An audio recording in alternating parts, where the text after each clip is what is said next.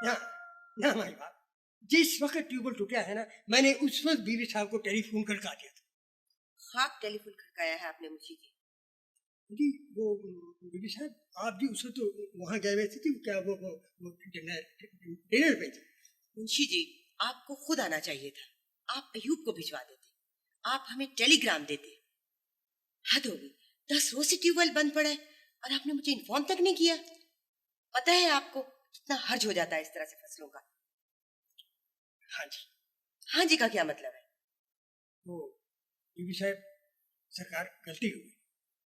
आप इसी वक्त अभी मोटर जीप में रखवाएं और चले मेरे साथ। बीवी साहब, मुझे मैं कल सवेरे तड़के पहुंच जाऊंगा जी। वो पता है क्या है जी, वो मेरी बच्ची छोटी बीमार है जी बहुत। अब ये कल तड़के वाला वादा याद रखिए। हाँ जी, क्यों नहीं, मेरी तो अपनी फसलें पे ऐसी खड़ी हैं। चले, आप मोटर रखवाएं, मुझे देर हो रही है।